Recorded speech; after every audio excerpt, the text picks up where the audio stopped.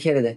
Καλώς ήρθατε σε ένα ακόμα ενημερωτικό βίντεο και εκπαιδευτικό του Εκπαιδευτικού Κέντρου της Ίντερ Θεσσαλονίκα. Σήμερα μαζί μας είναι ο αρχίατρος της εταιρείας, ο κ. Νικόλαος Σταυρολίδης. Χαίρετε, καλώς ήρθατε. Καλώς σας βρήκα. Θα μιλήσουμε για τον καύσωνα, για το καλοκαίρι και για τις πολύ ζεστές ημέρες τις οποίες με τις πολύ υψηλές θερμοκρασίες μπορεί να αντιμετωπίσουμε. Και επειδή σκοπός των βίντεο αυτών των ενημερωτικών είναι να είναι όσο πιο χρήσιμα γίνεται, ας περάσουμε στην πρώτη ερώτηση, την οποία θα μας κατατοπίσεις, γιατρέ, και θα μας ενημερώσεις με τον καλύτερο δυνατό τρόπο. Καταρχάς, τι είναι ο καύσωνας? Ευχαριστώ καταρχήν για την πρόσκληση. Ελπίζω με αυτά τα λίγα και τα περιεκτικά που θα πούμε να είναι ωφέλιμα για τους θεατές μας. Είναι χρήσιμα για τις ακραίες καιρικές συνθήκες του καλοκαιριού που αντιμετωπίζουμε. Ο καύσωνας είναι ένα μετεωρολογικό φαινόμενο το οποίο συνδυάζει υψηλές θερμοκρασίες της ατμόσφαιρας με υψηλή ατμοσφαιρική υγρασία και πλήρη άπνοια και έχει διάρκεια κάποιες μέρες. Να σημειώσουμε εδώ πέρα ότι τις περισσότερες φορές γίνεται λόγος για τις υψηλές θερμοκρασίες που υποκρατούν.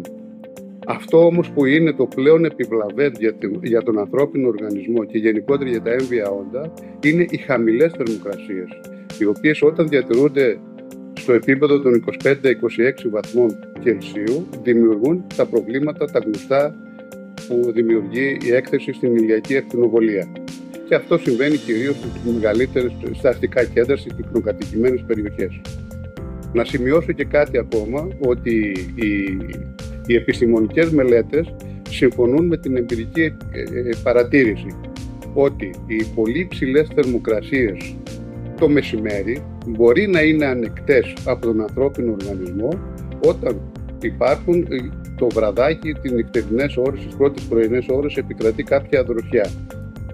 Πράγμα το οποίο συμβαίνει κυρίως στα παιδινά της υπηρετικής χώρας, δεν συμβαίνει όμως στα μεγάλα αστικά κέντρα στις προμετρημένες περιοχές. Εκεί δηλαδή είναι το μεγαλύτερο πρόβλημα. Εκεί είναι το μεγαλύτερο πρόβλημα. Σε αυτές τις περιοχές, τις προμετρημένες, οι υψηλές θερμοκρασίες επικρατούν και κατά τη διάρκεια της νύχτας, με αποτέλεσμα να υπάρχει μια διαρκή και συσσωρευτική κόπωση στον ανθρώπινο οργανισμό. Ωραία. Πώς προστατεύεται όμως ο ανθρώπινος οργανισμός από αυτές τις υψηλές θερμοκρασίες, δηλαδή τι μπορεί να κάνει? Ο ανθρώπινος οργανισμός είναι έτσι δομημένος, κατασκευασμένος να μπορεί να ανταπεξέλθει στις οποιαδήποτε μεταβολές θερμοκρασίας μέσω δύο μηχανισμών. Ο πρώτος είναι ο μηχανισμός της αγκιοδιαστολής των αγγείων του δέρματος. Δηλαδή μια μεγάλη ποσότητα ροής αίματος έρχεται σε επαφή με το δέρμα. Όταν η θερμοκρασία του περιβάλλοντος είναι μικρότερη των 36 βαθμών, τότε το αίμα που έρχεται σε επαφή με την επιδερμίδα κρυώνει. Επομένως και το αίμα κρυώνει και ο οργανισμός έχει τη δυνατότητα να ρίχνει τη θερμοκρασία του. Ο δεύτερος μηχανισμός είναι ο μηχανισμός της εφίδρωσης, δηλαδή της απώλειας υγρών, ηλεκτρολιτών από τον ανθρώπινο οργανισμό μέσω των αγγείων, και με αυτόν τον τρόπο ο οργανισμός καταφέρνει να ρίχνει τη θερμοκρασία. Τι προκαλεί η ζέστη στον οργανισμό, δηλαδή μας είπε πώς μπορούμε, τώρα τι προκαλεί η ζέστη στα ζέστη? Καθώς το ανθρώπινο σώμα ζεσταίνεται, αρχίζει σταδιακά σιγά σιγά και αρχίζει και ζεσταίνεται, τότε συνήθως η αρτηριακή πίεση πέφτει. Με αποτέλεσμα η καρδιά να προσπαθεί περισσότερο, πιο δυνατά και πιο έντονα, να δουλεύει πιο έντονα για να μπορεί να προωθήσει μεγαλύτερη ποσότητα αίματος σε όλο τον ανθρώπινο, σε όλα τα συστήματα, για να μπορούν να εκτελέσουν τις λειτουργίες τους. Αυτό σε πρώτη φάση εκδηλώνεται αυτή η υπερπροσπάθεια της καρδιάς με έντονη εφίδρωση, με μυϊκές κράμπες και με ταχυπαλμία. Γι' αυτό και μας λένε, συγγνώμη που σε διακόπτω, όταν εμείς υδρώνουμε να αναπληρώνουμε τους ηλεκτρολίτες μας για να μην παθαίνουμε. Σωστά. Εδώ να αναφέρω ότι αυτοί οι ηλεκτρολίτες χάνουμε, δηλαδή με τον υδρότα, με τα υγρά του σώματος, χάνουμε και ηλεκτρολίτες, οι οποίοι είναι βασικά συστατικά για την ομαλή λειτουργία όλων των συστημάτων του οργανισμού. όλες αυτές οι διεργασίες που συμβαίνουν μέσα στο ανθρώπινο σώμα, σε αυτή την περίπτωση, δημιουργούν μια αδυναμία, μια κόπωση, την οποία εμείς λόγω της ζέστης του καύσιμου την ονομάζουμε θερμική εξάντληση, η οποία, όπως είπαμε, εκδηλώνεται με την έντονη εφίδρωση, με τις μυϊκές κράμπες, με την έντονη αδυναμία, την κόπωση, με ναυτία, με ζαλάδες. Ουσιαστικά η θερμική εξάντληση είναι η πρώτη κοινή αντίδραση του οργανισμού απέναντι στο καύσιμο. Θα μου επιτρέπετε να τη χαρακτηρίσω μια ήπια κατάσταση, η οποία αντιμετωπίζεται απλά με ξεκούραση, με καλή ξεκούραση, σε δροσερό περιβάλλον και με καλή ενυδάτωση, με πολλά υγρά, με ηλεκτρολίτες κτλ. Βέβαια υπάρχει τώρα το επόμενο στάδιο, που είναι το πιο επικίνδυνο, που είναι η μετάβαση από τη θερμική εξάντληση στην θερμοπληξία. Όσο διαρκούν αυτές οι μεγάλες θερμοκρασίες, οι αυξημένες θερμοκρασίες, οι παρατεταμένες, ο οργανισμός αρχίζει σιγά σιγά και εξασθενεί, όπως είπαμε. Αυτό έχει αποτέλεσμα να υδρώνει παραπάνω, να χάνει παραπάνω, αλλά ταυτόχρονα όμως αρχίζουν τα πρώτα συμπτώματα ότι δεν μπορεί να τα απεξέλθει πλήρως, και τότε σε κάποια στιγμή αυξάνεται και η θερμοκρασία του σώματος και σταματάει και η εφίδρωση. Είναι το χαρακτηριστικό της θερμοπληξίας, ότι σταματάει η εφίδρωση. Δεν έχουμε υδρότα. Το δέρμα μας γίνεται πάρα πολύ ζεστό και είναι πολύ ξηρό κατά την αφή. Ταυτόχρονα, με όλη αυτή τη διαργασία, η θερμοκρασία του σώματός μας μπορώ να πω ότι μπορεί να φτάσει από 38,5 μέχρι και 40 και πολλές φορές και 41 βαθμούς του Κελσίου. Άρα στην θερμοπληξία μπορεί να έχει μέχρι και πυρετό. Έχουμε αυξημένο πυρετό. Άρα ποια είναι τα πρώτα προειδοποιητικά σημεία δηλαδή της θερμοπληξίας? Είναι ότι καταρχήν έχουμε υψηλό πυρετό, υψηλή θερμοκρασία του σώματος, μπορεί να φτάσει και μέχρι 41 βαθμούς, και ότι σταματάει, δεν υδρώνουμε πλέον. Το δέρμα μας είναι ζεστό, θα το πιάσουμε, είναι ξηρό, γιατί δεν έχει χάνει υγρά, δεν έχει υγρά. Υπάρχει γυρισμός από τη στιγμή που... Να συμπληρώσω λίγο κάτι, ότι αυτά είναι τα πρώτα σημάδια.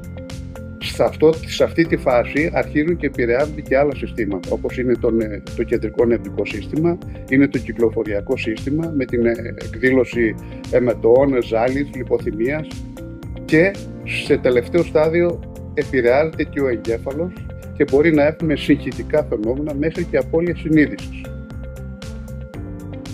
Τα πρώιμα προειδοποιητικά σημάδια θερμοπληξίας, αν τα αναφέρουμε κατά σειρά, είναι ότι έχουμε αυξημένη θερμοκρασία σώματος, που είπαμε μπορεί να φτάσει μέχρι 40-41 βαθμούς. Είναι η διαταραχή στην ψυχική κατάσταση του ανθρώπου, του οργανισμού, η οποία εκδηλώνεται με διάφορες μορφές, είτε αυτή είναι μία σύγχυση, είναι μία διέγερση, μία μπερδεμένη ομιλία, μία ευερεθιστικότητα. Πολλές φορές έχουν συμβεί και επιλεπτικές κρίσεις. Είναι η έλλειψη της εφίδρωσης. Σταματάει να υδρώνει ο οργανισμός στο σώμα μας. Που είπαμε ότι το δέρμα μας είναι πάρα πολύ ζεστό, είναι χαρακτηριστικό και πολύ ξηρό. Και έχουμε ένα ταχύ, γλίγορο, δυνατό καρδιακό παλμό. Αυτά είναι τα πρώιμα συμπτώματα της θερμοπληξίας. Ωραία. Υπάρχει δυνατότητα είτε από τα πρώιμα είτε και μετά να μας πεις και τα δύο, να αντιμετωπίσουμε τη θερμοπληξία και να την προλάβουμε πριν γίνει κάτι πιο σοβαρό? Είναι η αποφυγή της έκθεσης στον ήλιο. Εντάξει. Αυτά είναι το βασικότερο από όλα, είναι η αποφυγή της έκθεσης. Όταν πούμε τα πρώτα συμπτώματα της θερμικής εξάντλησης, γιατί ακολουθεί μετά η θερμική εξάντληση, ακολουθεί η θερμοπληξία. Όταν έχουμε τα πρώτα συμπτώματα της θερμικής εξάντλησης, σημαίνει ότι εάν εμείς παρατείνουμε την έκθεσή μας στην ηλιακή ακτινοβολία, τότε αυτόματα θα έρθει η θερμοπληξία. Άρα θα πρέπει να προλαμβάνουμε, να μην είμαστε πολλές ώρες εκτεθειμένοι στην ακτινοβολία. Ειδικά σε μέρες οι οποίες είναι με πολύ υψηλές θερμοκρασίες. Ακριβώς. Και σε ώρες οι οποίες είναι. Να αναφέρω λίγο, συγγνώμη κύριε Θημιάδη, να αναφέρω λίγο ότι τα τελευταία χρόνια γίνεται λόγος για τη χρήση των αναλγητικών, των παυσίπονων, γενικά για τον πυρετό, η παρακεταμόλη, το παναντόλ, το ντεπόλ και όλα αυτά. Σε αυτές τις περιπτώσεις της θερμοπληξίας δεν είναι τόσο αποτελεσματική η χρήση τους. Δηλαδή μπορούμε να καταπολεμήσουμε την αύξηση της θερμοκρασίας με άλλους τρόπους και όχι την παρακεταμόλη. Μάλιστα. Ποια είναι τα άτομα τα οποία είναι τα πιο ευπαθή σε αυτές τις υψηλές θερμοκρασίες? Τα άτομα τα οποία είναι ευπαθείς στις υψηλές θερμοκρασίες είναι, κατά πρώτον λόγο, είναι οι άνθρωποι, τα άτομα τα οποία έχουν χρόνια προβλήματα υγείας. Οι ανισοκαταρτισμένοι κτλ. Είναι μετά οι ηλικιωμένοι σε συνδυασμό με καρδιοαναπνευστικά προβλήματα. Είναι τα βρέφη και τα νεογνά λόγω της μικρής μάζας σώματος. Είναι άτομα τα οποία έχουν χρόνιες νευρολογικές παθήσεις. Είναι άτομα τα οποία παίρνουν κάποια φάρμακα, όπως είναι τα διουρητικά, οι β-μπλόκερ που είναι καρδιολογικά φάρμακα, τα αντιψυχωσικά φάρμακα, αντισταμινικά. Αυτές είναι οι βασικές κατηγορίες. Και βασικά είναι και οι άνθρωποι οι οποίοι λόγω έχουν μια αδυναμία απομάκρυνσης από χώρους όπου επικρατούν υψηλές θερμοκρασίες. Αυτή είναι επιρρεπής στη θερμοπληξία. Τώρα, επειδή το βίντεο, όπως είπα στην αρχή, είναι το θέμα να είναι χρήσιμο για όλους και επειδή θα έρθουν σίγουρα καύσωνες και αυτό το καλοκαίρι, όπως έρχονται κάθε καλοκαίρι, μπορείς να μας πεις κάποια μέτρα πρόληψης έναντι του καύσωνα, τα οποία πρέπει να λάβει ένας άνθρωπος για να είναι προστατευμένος από το πρόβλημα είτε της θερμοπληξίας είτε... Σίγουρα το πρώτο και βασικότερο είναι ότι δεν είμαστε εκτεθειμένοι για αρκετές ώρες στην ηλιακή ακτινοβολία. Παραμένουμε όταν επικρατούν αυτοί οι συνθήκες καύσωνα, παραμένουμε σε χώρους δροσερούς, στο σπίτι μας, είτε σε χώρους δημόσιους, καπί και διάφορα άλλα ιδρύματα, όπου υπάρχουν και τα air conditioning κτλ. Προτιμούμε να χρησιμοποιούμε κλιματισφού, να δροσίζεται ο χώρος όπου παραμένουμε. Εάν είμαστε στο σπίτι μας, καλό είναι τραβάμε και τις κουρτίνες ώστε να μην πέφτει μέσα η ηλιακή ακτινοβολία. Καταναλώνουμε πάρα πολλά υγρά. Εδώ θέλω να τονίσω ότι οι ημερήσιες ανάγκες του ανθρώπινου οργανισμού ανέρχονται περίπου στα 3 λίτρα την ημέρα και εμπειρικά λέμε ότι καλό είναι ανά τέταρτο να καταναλώνουμε ένα ποτήρι με υγρά. Δεν καταναλώνουμε στη διάρκεια του καύσωνα αλκοόλ. Ναι. Είναι βασικό. Αποφεύγουμε τα βαριά δύσπεπτα φαγητά, τα λιπαρά φαγητά. Χρησιμοποιούμε πολλά φρούτα, πολλές σαλάτες και κυρίως λαχανικά. Κάνουμε μερικά κρύα ντους με κρύο νερό, χλιαρό νερό, ώστε ο οργανισμός. Ακριβώς. Ντυνόμαστε με ελαφριά ρούχα, άνετα ρούχα, τα οποία βοηθούν ο οργανισμός να υδρώνει και επομένως να ρίχνει τη θερμοκρασία του. Δεν βάζουμε σκουρόχρωμα χρώματα, τα οποία απορροφούν την ηλιακή ακτινοβολία. Βάζουμε ανοιχτά χρώματα που αντανακλάει την ακτινοβολία, ώστε να μην συσσωρεύουμε και άλλη ακτινοβολία. Αποφεύγουμε την οποιαδήποτε κυκλοφορία, εάν δεν υπάρχει κάποιος ιδιαίτερος λόγος να κυκλοφορούμε τις ώρες αιχμής του καύσωνα, δηλαδή από τις 12 μέχρι τις 5 το απόγευμα. Εάν δεν υπάρχει κάποιος ιδιαίτερος λόγος, δεν κυκλοφορούμε.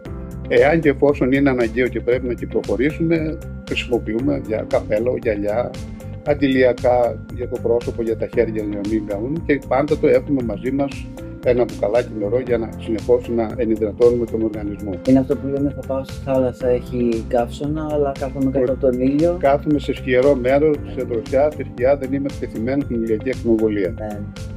Εννοείται ότι δεν παραμένουν τα τελευταία χρόνια, παρατηρείτε και ακούμε στις ειδήσεις, εγκαταλείφθηκαν παιδιά μέσα σε αυτοκίνητα. Ποτέ μα ποτέ δεν αφήνουμε παιδιά, ακόμα και ηλικιωμένους, για κάποιες ώρες, σε κάποιο χρονικό διάστημα, μέσα στο αυτοκίνητο με κλειστά παράθυρα και κατοικίδια ζώα. Και στην παραλία, αυτό που είπατε, ότι όταν πάμε στην παραλία, καλό είναι να αποφεύγουμε το μπάνιο μεταξύ αυτών των ωρών 12 και 5 και αν δεν είναι εφικτό, καθόμαστε σε δροσερό καιρό μέσω και δεν είμαστε σε ακτινοβολία. Τέλεια. Τελευταία ερώτηση. Ένα μήνυμα τελικό που θα ήθελες να δώσεις στους ανθρώπους που μας παρακολουθούν και που και αυτό το καλοκαίρι θα αντιμετωπίσουν το πρόβλημα του καύσωνα και των υψηλών θερμοκρασιών. Η χώρα μας, ζούμε σε μια χώρα όπου η γεωγραφική της θέση μας χαρίζει απλόχειρες καύσωνες, αλλά ταυτόχρονα όμως και τα τελευταία χρόνια με τις κλιματικές αλλαγές είναι πιο συχνά, πιο έντονα και πιο παρατεταμένα αυτές οι ακραίες καιρικές συνθήκες, μιλάμε για το καύσωνα. Άρα πρέπει να αντιμετωπίζουμε κάτι σαν μέσο επιβίωσης και πρέπει να γνωρίζουμε ακριβώς τι πρέπει να κάνουμε, τι είναι στους κινδύνους της ηλιακής ακτινοβολίας, τι πρέπει να κάνουμε.